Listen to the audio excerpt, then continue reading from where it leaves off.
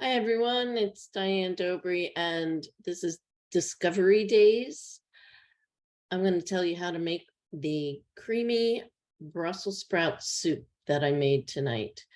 And I originally got the recipe from Edita on European, Eating European. And the website and the full recipe will be below the video. The website will be at the end of the video as well.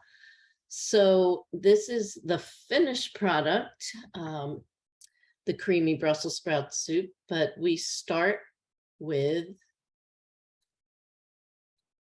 1.5 cups approximately of Brussels sprouts. And because I wasn't going to eat them in chunks and I wasn't going to have a chunky soup, I put them in the food processor and shredded them, kind of like just minced, or like a cabbage, like a coleslaw kind of thing. And I shredded those and had a leek, chopped up the white part of the leek, got rid of the tops. Sometimes I freeze them and I can put them in soups. This time I didn't. I minced them in the food processor as well, separately from other vegetables, because you start with the leeks. I had 2 carrots peeled and cut up, 1 celery stalk cut up, and 1 peeled parsnip. And then I put all of that together in the food processor and minced it. It was just tiny mince because this was all going to be blended, and I wanted it to be cooked, have a lot of surface area to cook it so that it was nice and soft. I had 2 peeled potatoes and I diced those and put those aside. And I had a pot with a cover that I heated up, and when that got hot, I added oil, ghee, and bacon grease. Ghee is clarified butter. You can add whatever kind of fat you want to use to saute the leeks. I like bacon grease because bacon goes well with Brussels sprouts, and I thought it would give a nice flavor. So first, you saute the leeks until they're soft. I sprinkle a little bit of salt on top to help the process, to help sweat the vegetables.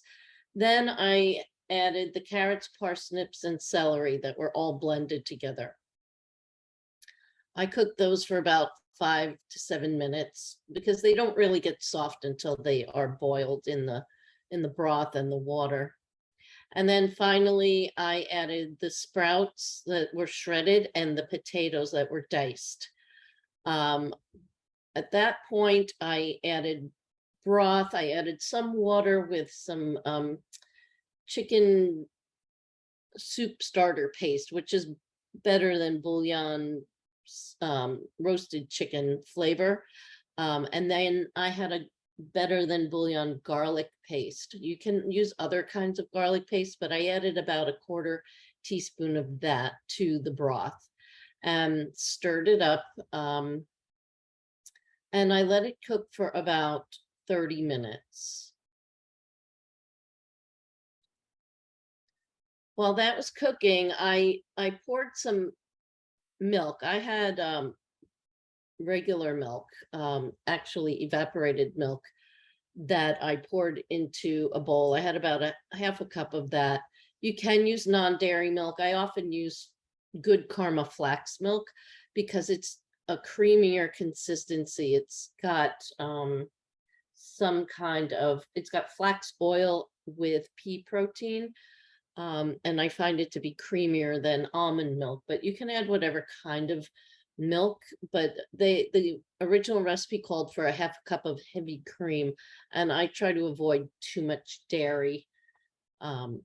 Then it called for a seasoning called Magi seasoning, which I didn't have. So I looked it up and it said that Worcestershire and soy sauce combined had the same kind of flavoring. So I used a few drops of Worcestershire, a few drops of soy sauce and mix that in the milk.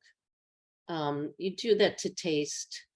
And then when the soup was cooked for about half an hour, it was getting a little bit dry, so I added liquid and stirred it and kept it a little bit boiling until it looked like everything was pretty soft and ready to go into the blender. So I put the hot soup in the blender, but I don't cover it with the tight cap. I take the center of the cap out and I put a towel over it so it won't spatter, but the steam can escape so that the glass blender does not explode or crack. Then I poured the blended soup into this milk mixture and I stirred. I tasted it to see if I needed anything else. Sometimes I'll add a little bit of onion powder, garlic powder.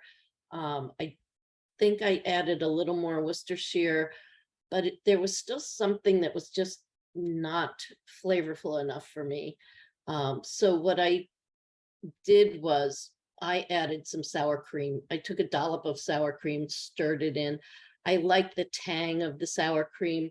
I suppose you could add yogurt or you could add like tofutti sour cream if you don't want dairy. There are some non-dairy sour creams available, and that gave it a really nice flavor. I think I would probably, I'm going to change the recipe up a little bit, actually create a new soup that I'm going to call root vegetable soup, and I'm going to have different types of onions, and I'm going to have some maybe turnips instead of potatoes, something that's a little bit more flavorful. But this was a really nice soup, and here's how I served it with. I made some cheesy souffle. I had the Brussels sprout soup, and I had some Vouvray, white wine from France that really goes nice with a souffle, a cheesy souffle flavor. So I hope you enjoy this. The recipe will be below the video, and the website for the original recipe will be at the end.